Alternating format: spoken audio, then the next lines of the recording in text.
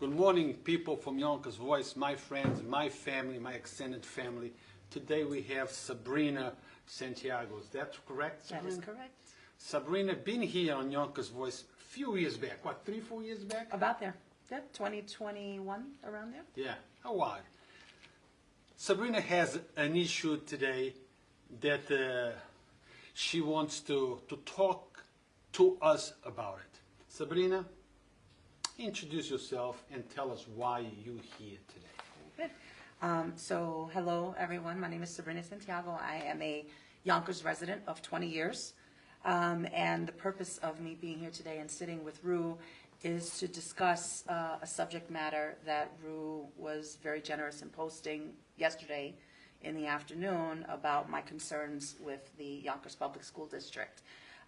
Before we go further into the conversation, I do want to extend a deep, heartfelt thanks to Yonkers Voice, the community within Yonkers Voice that has been offering so much support, so many resources. And it just goes to show that Yonkers Voice is a place of community that cares about its community and is willing to extend, whether it's an opinion or a helping hand. The overall response has been amazing, and I'm very grateful for that. So thank you to the people at Yonkers Voice, and thank you, Rue. Thank you, thank you. Sabrina, 5 minutes to 15 minutes after we posted the letter, we had an incredible amount of engagement, not counting the phone call that I received. Actually, there was a mom who called me and said, Rue, oh my God, I was at the, I think soccer or baseball, at the game with my children, with few of the moms, 3 moms, she said, and you had us all crying. I said, you mean Sabrina had you all crying? Sabrina, what have you done? Tell us about exactly what the problem is, what you think the solution is, what you think it should be done. This is your time to articulate. And moms, if you're there watching and you have experienced something like this, or if you have an input, please comment on the thread below and share the post, because we want to know who is being affected by this.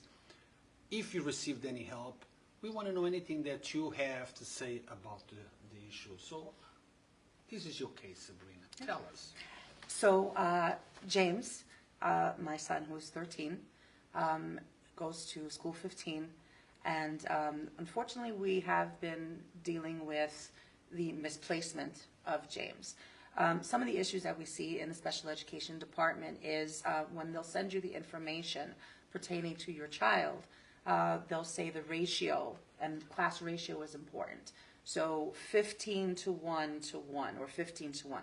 That means 15 students to 1 teacher.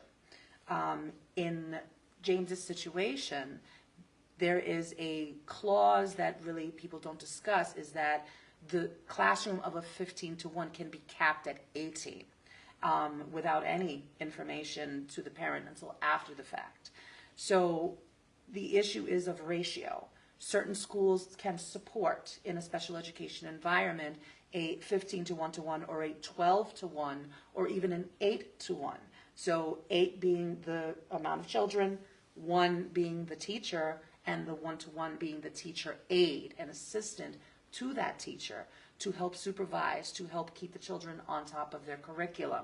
The issue is that obviously our schools are densely populated, and the special education department is either not using the resources that they have, or are understaffed and not able to navigate quickly enough to the satisfaction of the parents. This has been an ongoing issue since last school year, when James was in the 7th grade, where he was transferred from school 5, which is an amazing school that focuses on special education students. But because of the ratio factor, he had to be transferred out of school 5 into school 15, which unfortunately is not providing the services that James needs, the attention that James needs. It's understandable when a classroom setting has 18 kids, all having different types of diagnoses, whether it's behavioral issues or autism or some type of learning disability, that it, in my opinion, is unfair for one teacher to be responsible for all of those children and handling all of their different needs. Whereas individuals like James can be left to the wayside, whether he has an emotional issue, whether he's being bullied because of, his sensitivity. James is a very sweet boy. He does not have a violent bone in his body.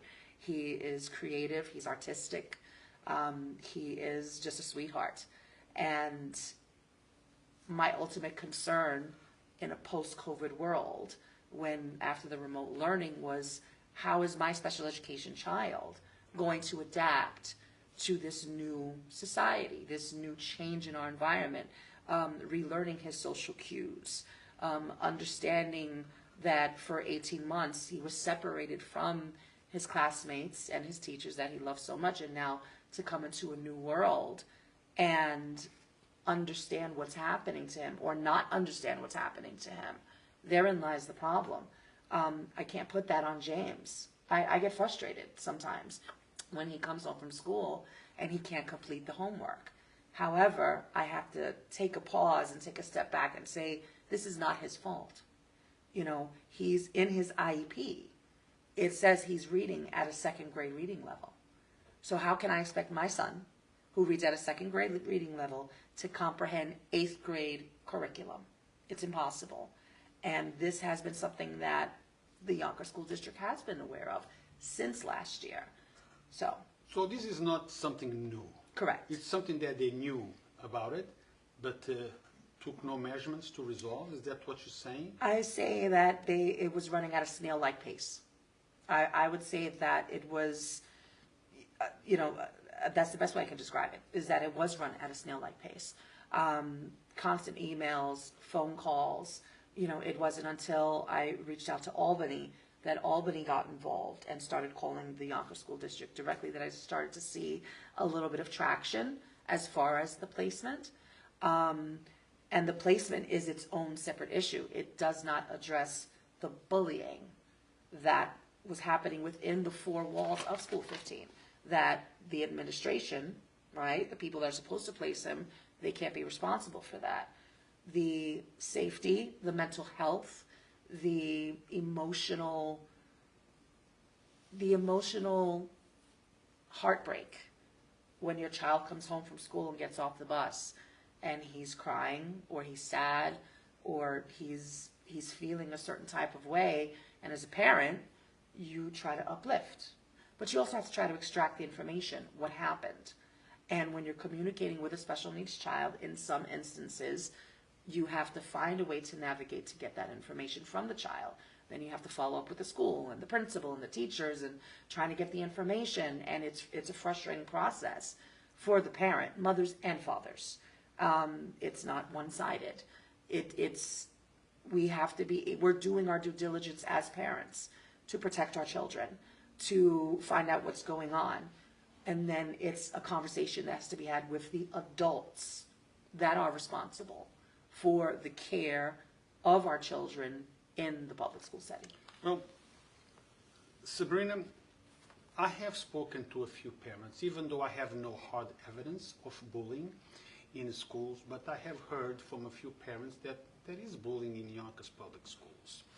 I have heard of many parents that have tried to contact the Yonkers Public School Systems when Dr. Casada was around, and many did not go anywhere.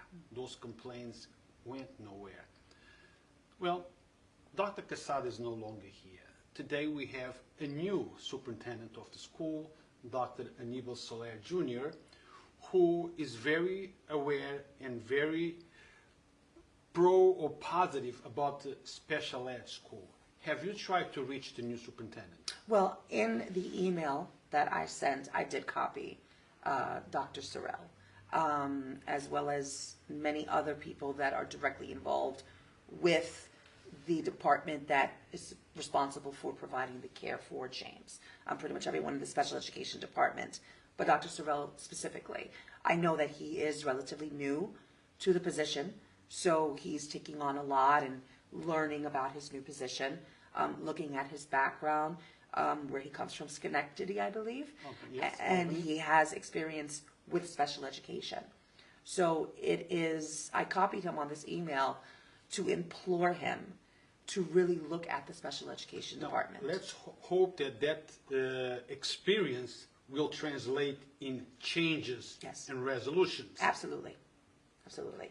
Now, you are here not just to talk about your specific case, at the same time you are, but you are articulating a problem that many parents have.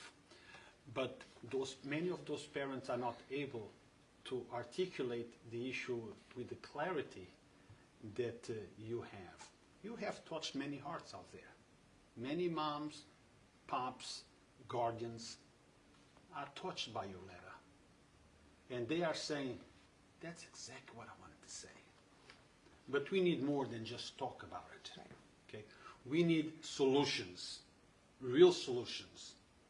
What do you think that the parents should do? Get together in front of the Board of Education, ask for a meeting with the new superintendent. What solutions do you think need to be implemented to actually resolve or minimize? I think the first step, and it goes back to my original statement when we started this interview, is the community.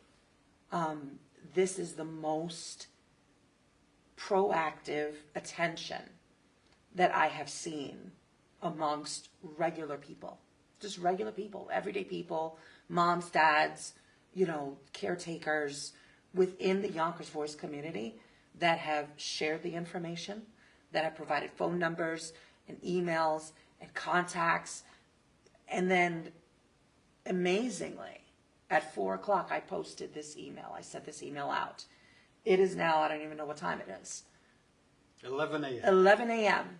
And about an hour and a half ago, I received a phone call from the Yonkers Public School District saying that next week they're actually going to continue and complete the assessment and have James properly placed either in October or November. That could not have happened without what happened yesterday afternoon into the present moment. So who said that Yonkers Voice does not help? They do. They do. The community within the community. And without getting into any political jargon, Yes. the fact of the matter is that in my heart, I believe that it was because of Yonkers Voice, the people within Yonkers Voice. Somebody called somebody. Somebody shared something. Somebody reached out to you. Somebody said, call, again, could be hypothetical, that they reached out to someone in the Yonkers School District and said, somebody needs to look at this. What's going on? That I have countless emails prior to this engagement that we're having right now that I have sent to the powers that be with little to no response. And it was not until Yonkers Voice and the people within it shared my story that in less than 24 hours, I'm getting a response. That's amazing. That is an example of the Yonkers community and the power that it has.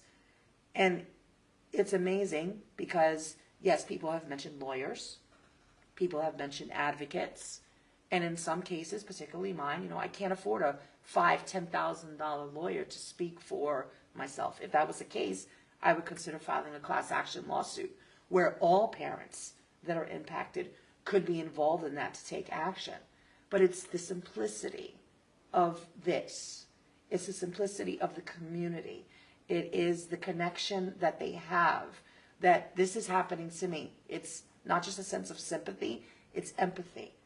And you see that in the comments. You see that in the sharing of the information.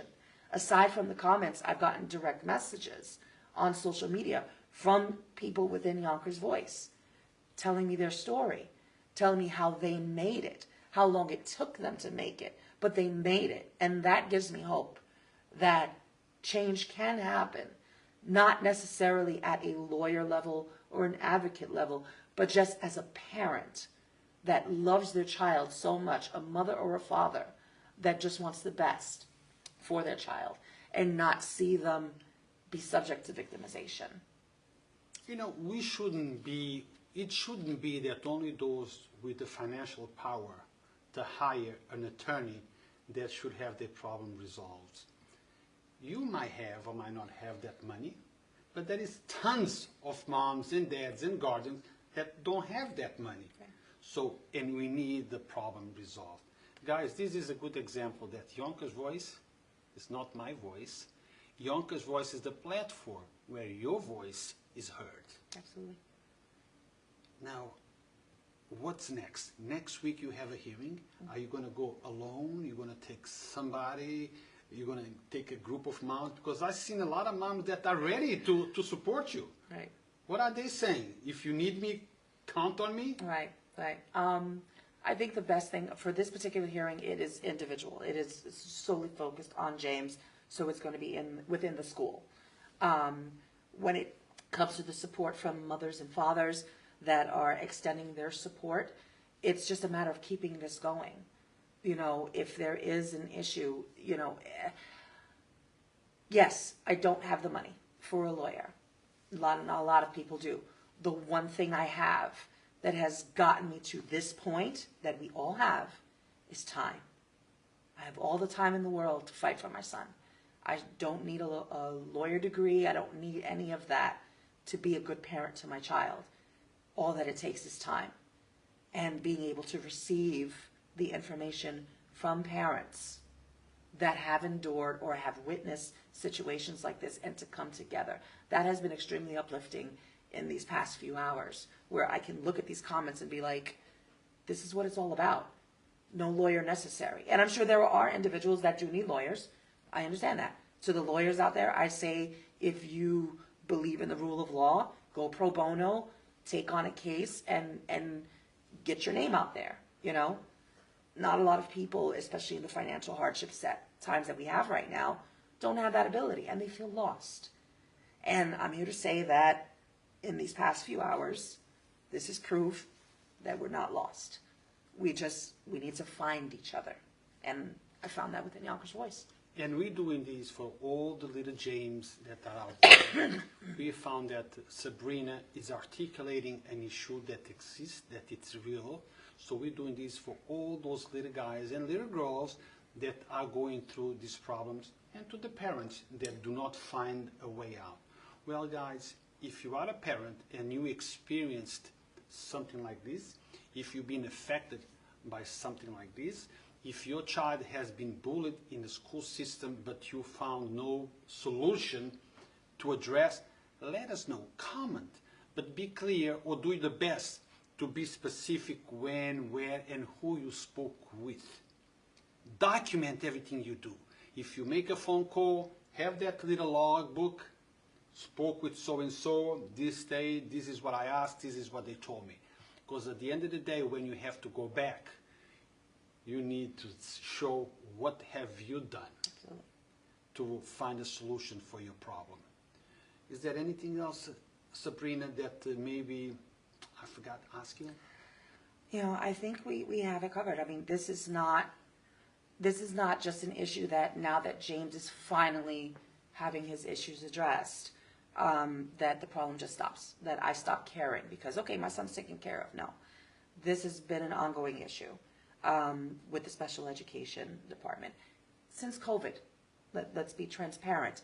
The lack of services to special education children with Zoom and all of that stuff, I mean, it didn't help them. It hindered them. It set them back. As a parent of two disabled individuals, the one that we covered, my oldest, Christopher, 28, it has cerebral palsy. How is he doing? He's doing good. He's doing good. He's back in program. You know, we've been, you know, he's happy. He's a happy young man. I keep calling him a boy because he's my boy. Hey, still baby. He's always my baby. Mine is 40 and I still call him my baby. Oh my gosh, wow. Yeah, showing my age here. But James is a blank canvas in a sense, where he's going to absorb the positive or the negative. And right now, he's been exposed to the negative, and he doesn't understand why. And as a parent, it's my responsibility to tell him it's not your fault. You're loved, no matter what. You always, when you come home, mommy and daddy are always here for you. He may not be able to see the fights that his father and I take on for him, but we do our best to show him how much we love him and that it's not on him, the hardships that he's facing. That's the responsibility of mothers and fathers. And to have this community to share, to be able to, I hope that it inspires someone else to take the steps necessary. You know, as far as my articulation and how I present myself or present James's case, it's a matter of just, it's here, it's in my heart. It's, you know, there's a lot of emotion. It took a lot for me not to write angry words in that email, but it's checks and balances. It's being able to go through the emotion, process it, and then talk to the people as like they want to hear you. They're not going to hear your screams. They're not going to hear you. They're not going to care about your tears. That is all just emotion. Present the facts. Present them in a way that is respectable, and that your goal at the end of the day is your child, is your children. That's what matters. That's why you're doing this. And again, thank you for allowing this to be. So, Dr. Aníbal Soler, Yonkers Public School, the message here, I guess, is be proactive. We should have issues like this resolved before it actually gets to this point. You took this mission, you accepted this job of becoming the superintendent for the Yonkers Public School, the third largest city in the state of New York. You have a big job ahead of you, but you can do it. You need to address these issues. You need to resolve those problems. Our specially needs kids need to be taken care of. We need to find a problem before we actually talk about the issue. Maybe we should, you know, being proactive. Yeah. Being proactive. We trust you, and we're sure that you are going to find a solution for this problem. And parents, don't forget to share. Okay.